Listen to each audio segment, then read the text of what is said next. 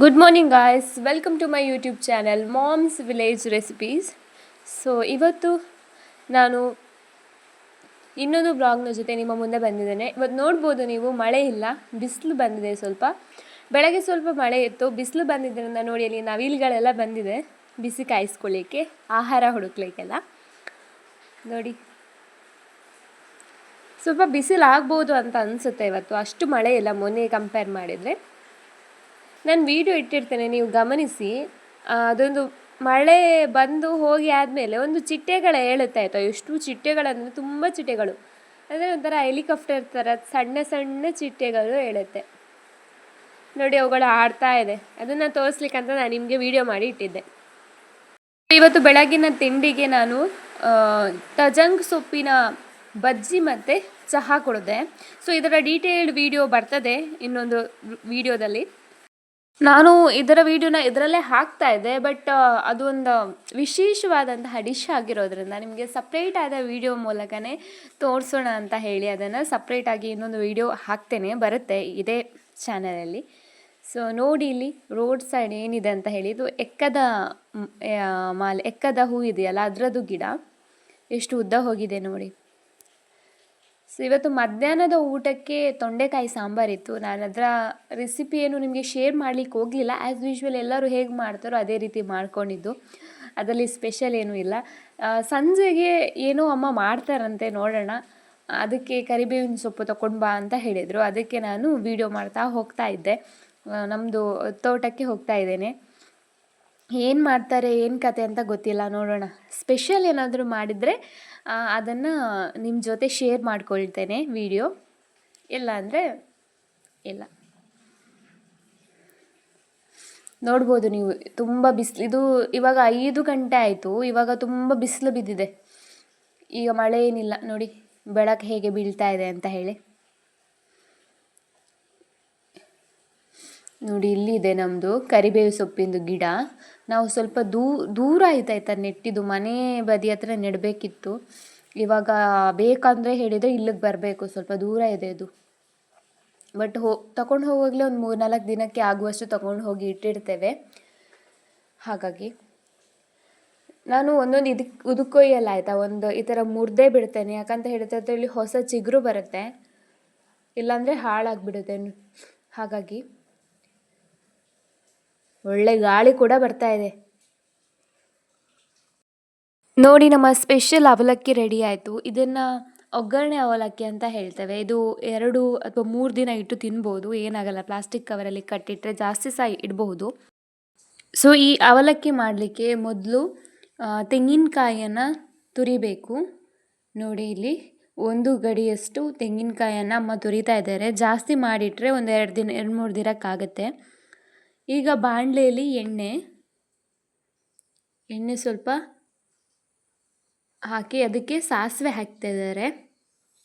ನೀವು ಒಮ್ಮೆ ಈ ಥರ ಅವಲಕ್ಕಿ ಟ್ರೈ ಮಾಡಿ ನೋಡಿ, ಇದು ತುಂಬ ಚೆನ್ನಾಗಿರುತ್ತೆ.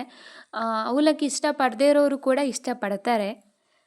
ನಾನು ಈ ಥರ ಮಾಡಿದರೆ ಮಾತ್ರ ತಿನ್ನೋದು ನೋಡಿ. ಇವಾಗ ಇದಕ್ಕೆ ಉದ್ದಿನಬೇಳೆ ಹಾಕ್ತಾ ಇದ್ದಾರೆ. ಉದ್ದಿನಬೇಳೆ ಹಾಕಿದರೆ ಟೇಸ್ಟ್ ಇನ್ನಷ್ಟು ಚೆಂದ ಬರುತ್ತೆ, ಅಂದರೆ ಇನ್ನಷ್ಟು ಚೆನ್ನಾಗಾಗುತ್ತೆ. ಉದ್ದಿನಬೇಳೆ ಹಾಕಿದ್ರು 1.5 ಟೇಬಲ್ ಸ್ಪೂನಷ್ಟು ಉದ್ದಿನಬೇಳೆ. ಈಗ ಇದಕ್ಕೆ ಒಣಮೆಣಸನ್ನು ಈ ಥರ ಸಣ್ಣ ಸಣ್ಣ ಕಟ್ ಮಾಡಿ ಹಾಕ್ತಾ ಇದ್ದಾರೆ ನೋಡಿ. ಇಲ್ಲಿ ಒಂದು 3-4 ಹಾಕ್ಕೋಬೇಕು, ನಿಮ್ಗೆ ಎಷ್ಟು ಬೇಕೋ ಅಷ್ಟು ಹಾಕ್ಕೊಳ್ಳಿ.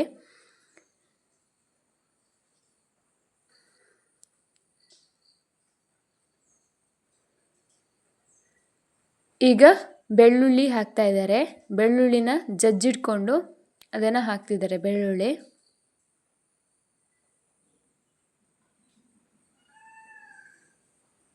ಈಗ ಕರಿಬೇವು ಸೊಪ್ಪು ತಗೊಂಡು ಬಂದ ಕರಿಬೇವು ಸೊಪ್ಪನ್ನು ಚೆನ್ನಾಗಿ ತೊಳೆದು ಒರೆಸಿ ಈಗ ಹಾಕ್ತಾ ಇದ್ದಾರೆ. ಇಲ್ಲಾಂದರೆ ನೀರಿದ್ರೆ ಸಿಡಿಯುತ್ತೆ ಮೈಗೆಲ್ಲ. ಎಷ್ಟು ಬೇಕೋ ಅಷ್ಟು ಕರಿಬೇವು ಸೊಪ್ಪು ಹಾಕಬೇಕು ನೋಡಿ. ಇವಾಗ ಒಗ್ಗರಣೆ ಗಮ್ಮಂತ ಬರ್ತಾ ಇದೆ. ಈಗ ಚೆನ್ನಾಗಿ ಮಿಕ್ಸ್ ಮಾಡ್ಕೊಳ್ಬೇಕು ನೋಡಿ, ಚೆನ್ನಾಗಿ ಮಿಕ್ಸ್ ಮಾಡ್ಕೊಳ್ಳೋಣ.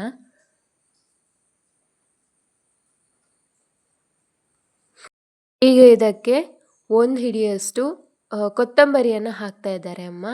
ಕೊತ್ತಂಬರಿ ಹಾಕಿದರೆ ಅದು ತಿನ್ನುವಾಗ ಬಾಯಿಗೆ ಸಿಕ್ಕೊಂಡು ಒಳ್ಳೆ ಫ್ಲೇವರ್ ಬರ್ತದೆ. ಸೊ ಕೊತ್ತಂಬರಿ ಹಾಕಿದರು. ಈಗ ಇದನ್ನು ಸಹ ಹಾಕಿಬಿಟ್ಟು ಚೆನ್ನಾಗಿ ಮಿಕ್ಸ್ ಮಾಡ್ಕೊಳ್ತಾ ಇದ್ದಾರೆ.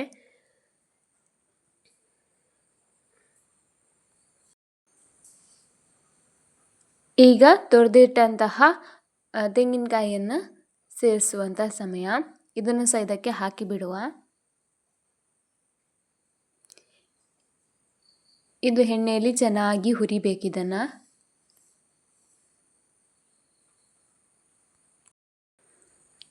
ಇದಕ್ಕೆ ಇವಾಗ 1 ಟೇಬಲ್ ಸ್ಪೂನ್ನಷ್ಟು 1-1.5 ಟೇಬಲ್ ಸ್ಪೂನಷ್ಟು ಅರಿಶಿಣದ ಹುಡಿ ಹಾಕುವ.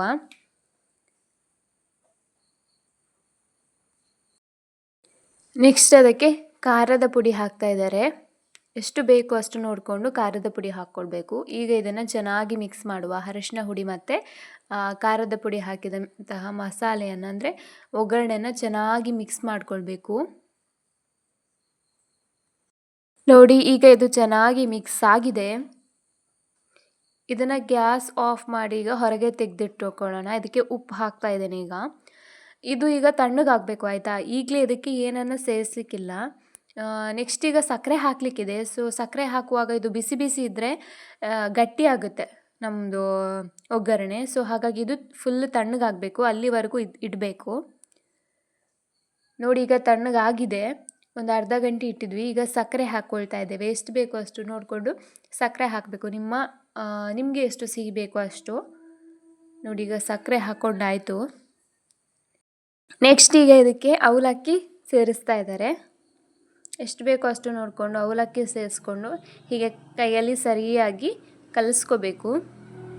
ಸ್ಪೂನಲ್ಲೆಲ್ಲ ಅದು ಕಲಿಸ್ಕೊಳ್ಳೋಕ್ಕಾಗಲ್ಲ. ಅಂದರೆ ನಾವು ಪುಳಿಯೋಗರೆ ಕಲಿಸ್ಕೋತೇವಲ್ಲ ಆ ಥರ ಚೆನ್ನಾಗಿ ಅವಲಕ್ಕಿನ ಈ ಒಗ್ಗರಣೆಯಲ್ಲಿ ಕಲಿಸ್ಕೋಬೇಕು. ಸೊ ನೋಡಿ, ಸ್ಪೆಷಲ್ ಅವಲಕ್ಕಿ ರೆಡಿ ಆಯಿತು. ಈ ವಿಡಿಯೋ ನಿಮಗೆ ಇಷ್ಟ ಆಗಿದೆ ಅಂತ ಅಂದ್ಕೊಂಡಿದ್ದೇನೆ. ಇಷ್ಟ ಆಗಿದೆ ಲೈಕ್ ಮಾಡಿ ಆ್ಯಂಡ್ ನನ್ನ ಚಾನಲನ್ನು ಸಬ್ಸ್ಕ್ರೈಬ್ ಮಾಡಿ.